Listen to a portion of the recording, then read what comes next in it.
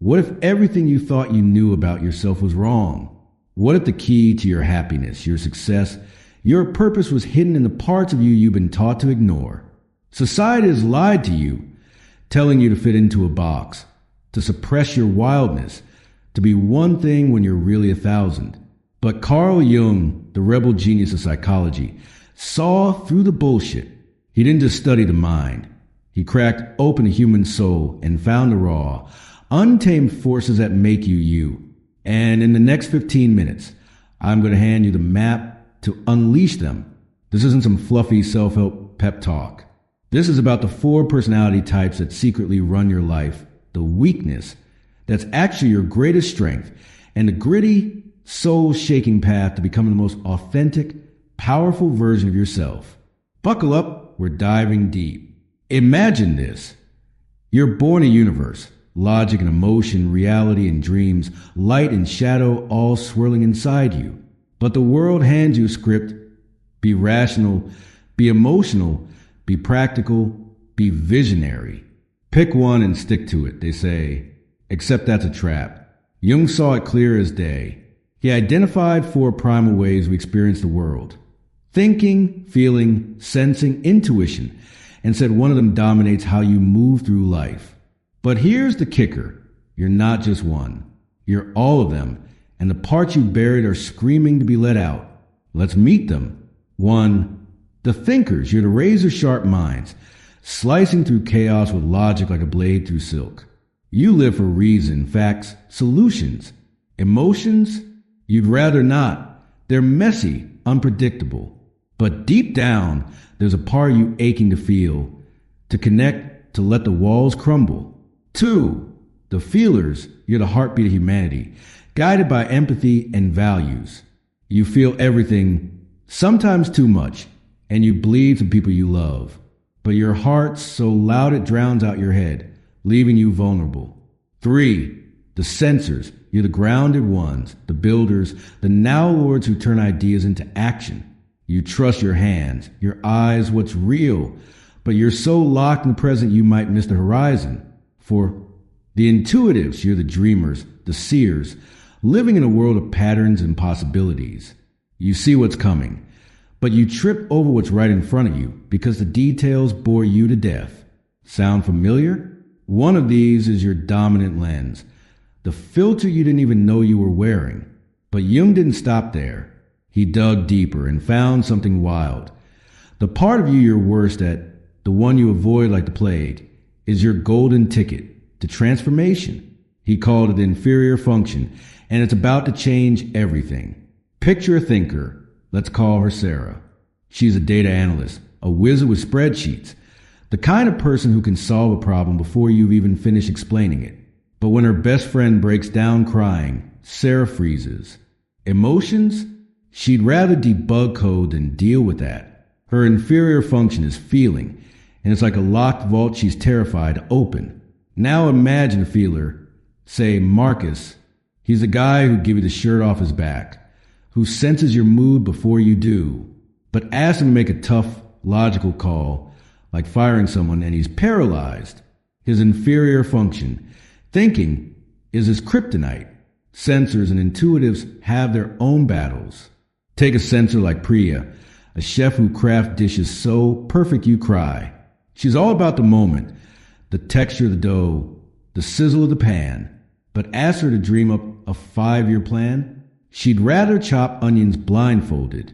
Her inferior function is intuition. Then there's Jamal, an intuitive who's always sketching the next big thing. Apps, novels, you name it. He's got vision for days, but he forgets to pay his bills because reality's too small for him. His inferior function? Sensing. Here's a revelation. That weakness you hate, the one that trips you up, isn't a flaw. It's a superpower waiting to be unleashed. Jung said, the inferior function is the ever-bleeding wound of the conscious personality, but through it, the unconscious can be reached. It's your shadow, your blind spot, and when you face it, you don't just grow, you evolve. For thinkers, it's about diving into the ocean of your emotions, even if it scares the hell out of you. Sarah could start small, maybe journaling about a memory that tugs at her, letting herself feel without analyzing it to death. For feelers, it's about sharpening your mind into a blade.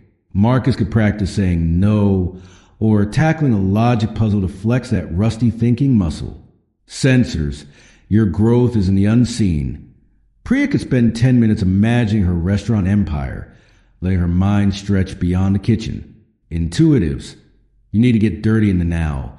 Jamal could plant a garden, feel the soil, make something real. But it's not just about fixing what's wrong. This is about individuation. Jung's word for the war between who you've been told to be and who you really are. Society's been shoving you into a cage since day one. Don't cry, don't overthink, don't daydream. Every should is a chain, and individuation is you breaking them one by one. It's not about becoming perfect. It's about becoming whole, accepting your logic and your tears, your grit and your wild imagination, your brilliance and your mess. Think about it. When's the last time you felt truly yourself? Not the version you show at work or the one your family expects, but the raw, unfiltered you? That's what Jung was chasing. Not some polished ideal, but a soul that's fully alive. And the craziest part? That inferior function you've been dodging is the key. It's like a muscle you've never used. Weak at first, but the more you flex it, the stronger you get. A thinker who learns to feel doesn't just solve problems. They inspire. A feeler who masters logic doesn't just care. They lead. A sensor who dreams doesn't just build. They innovate. An intuitive who grounds their visions doesn't just imagine. They create. So, how do you use this in real life? Start with the people around you. If you're a thinker dating a feeler, stop trying to fix their emotions. Listen, connect, let them feel heard. If you're a sensor working with an intuitive, appreciate their crazy ideas, but nudge them toward the details. Next, tackle your inferior function head on. Spend 10 minutes a day on it. Feelers, debate a friend. Sensors, brainstorm something impossible. Intuitives, organize your desk. Thinkers, watch a movie that wrecks you. Watch how it shifts you. Then take it bigger. In your career, lean into your dominant strength, but stretch into your weakness. Thinkers thrive in analysis, but shine brighter when they motivate a team. Feelers rule in caregiving, but soar when they strategize. Sensors kill it in execution, but transform when they plan ahead. Intuitives dominate in vision, but conquer when they deliver. Relationships, opposites attract. Thinkers and feelers, sensors and intuitives. But the magic happens when you bridge the gap, when you see their world and let them see yours. And personal growth? That's where the fire lives. Set a goal that scares you, one that forces you to face your shadow.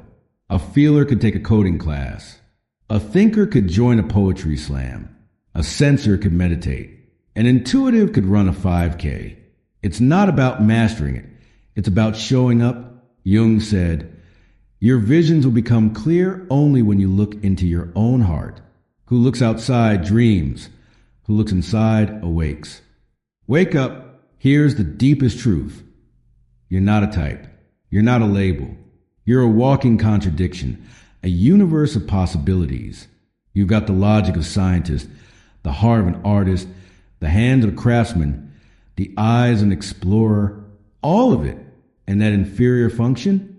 It's not here to break you. It's here to make you. Jung knew it.